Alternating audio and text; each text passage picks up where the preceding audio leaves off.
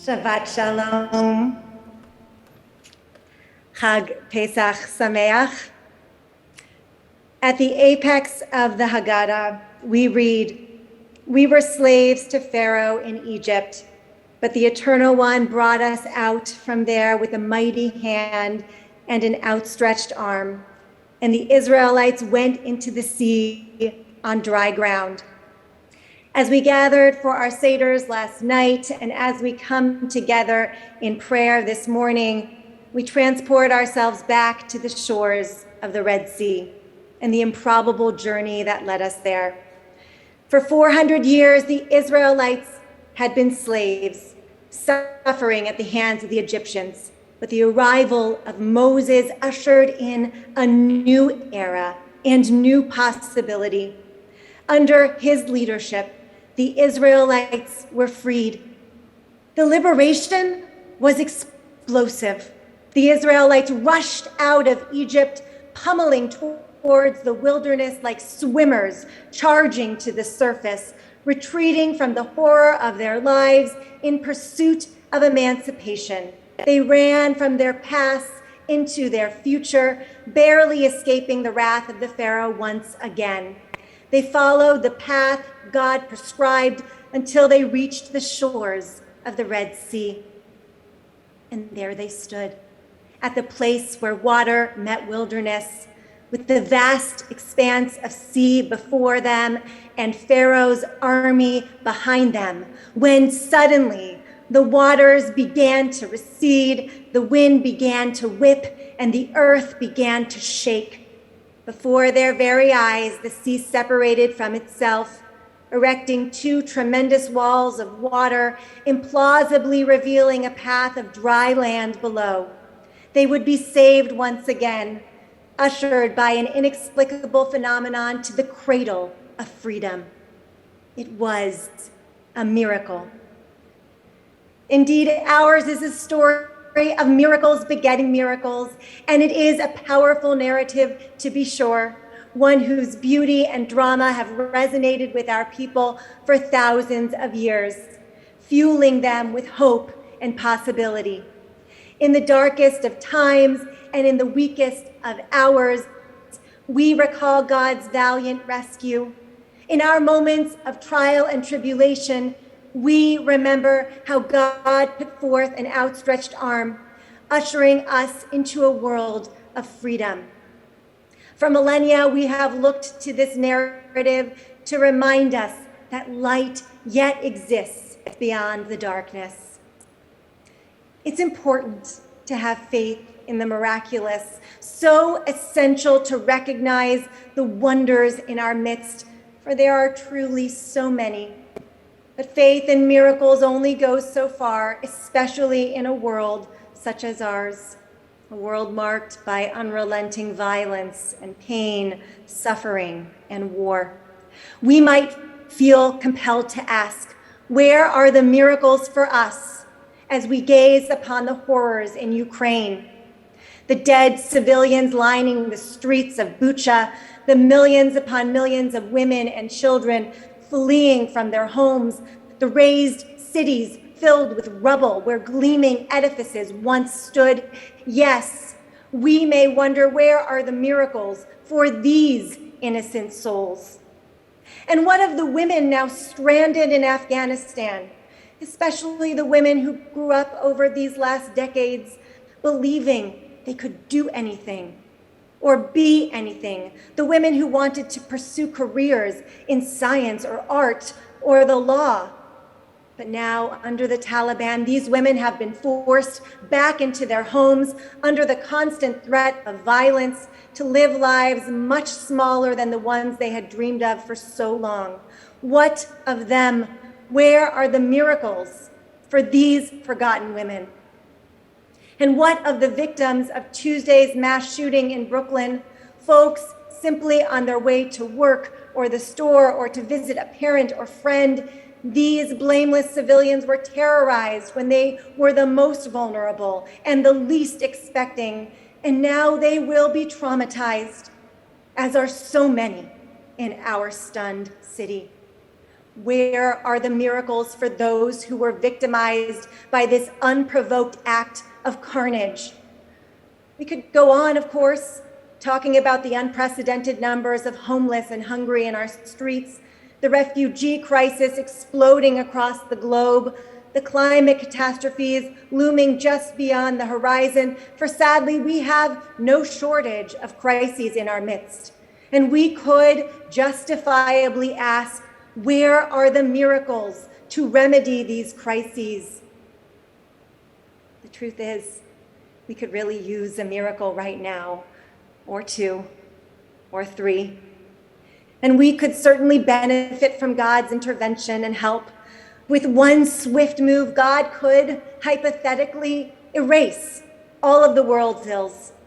And with one decisive gesture, God could theoretically heal the sick, or give shelter to the poor, or nourishment to the hungry.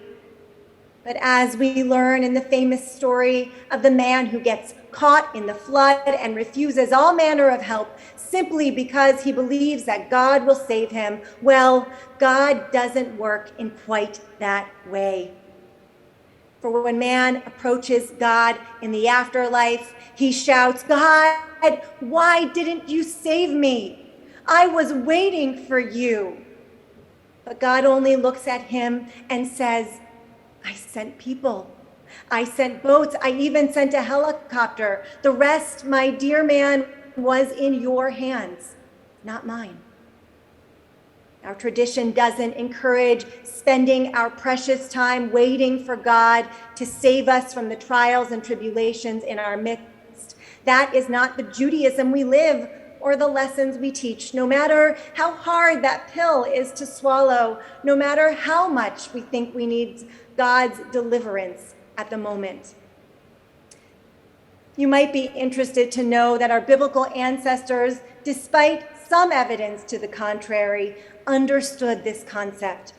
The notion that we don't spend our time waiting to be redeemed comes directly from our Passover story. A beautiful nugget of wisdom hidden among all the signs and wonders. We learn this truth as the Israelites stand on the shores of the Red Sea, gazing upon the expanse of water in front of them and the savage Egyptian army behind them. We read in our Torah, "Greatly frightened, the Israelites cried out to the Lord." Upon hearing their concerns, Moses tells the Israelites not to be afraid, that God will deliver them. But then God responds with the quote we've been waiting for.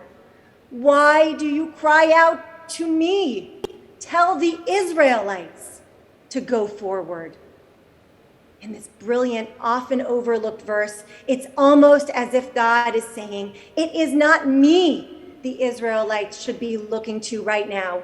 This part of the journey is in their hands. The Israelites can't wait for God's intervention. They must move forward on their own, one foot in front of the other. And what we learn from this beautiful and seemingly inconsequential moment just before the dramatic splitting of the sea is that miracles cannot move us until we first move ourselves.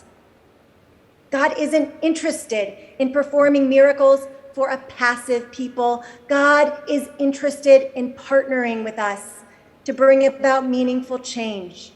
The miracle then becomes not something that God does for us, so much as something God does with us. We were active participants in our redemption. The crossing of the Red Sea happened because we were brave enough to move our legs, to approach the shore, to step away from our past. We are God's partners in this world, a partnership bound by terms we call a covenant. As Rav Yitz Greenberg teaches, God is a deeply involved partner and will be active in the process of perfecting the world. But the human is also a partner and no less must act and take responsibility. The divine promise in the Bible that if humans do their share, this world will be perfected is one of the greatest Jewish contributions to world civilization. As some of us return to the Seder table this evening and to this story rich in miracles and marvels, let us not forget the human agency needed to fulfill these miracles. God leaned on Moses and Aaron in sending out the plagues. And the Exodus only happened because the Israelites were brave enough and strong enough to physically leave their tormentors and to face the great unknown that lay before them. In our tradition, we are always part of the miracles that happen in this world. It is only our actions that can lead to the changes we so badly want to see. It is only our deeds that can pave the way for true revolution, whether we are speaking about biblical times or our contemporary world. We cannot leave the fixing of the world's ills to God and God alone. We cannot abdicate responsibility for repair only to the divine. We must undertake the work alongside God, always remembering we are full and active partners in this sacred endeavor to better our world. And so, on this Shabbat of Passover, as we sing of God's miracles, and as we consider a world in desperate need of such miracles, let us remember God's simple instructions to move forward, reminding us always of our agency and our strength. Let us remember that the sea only split after the first person stepped into the water, and let us remember that freedom was only secured after our ancestors committed to forging ahead. Let us remember that God brought us out in order to be our partner, that we might use the means we've been given to do good and to do justly in this world. And finally, let us always remember today and every day the power we have to move ourselves, to move others, and to move history forward as well. Ken Yehi Ratzon, Shabbat Shalom, Hag Pesach Sameach.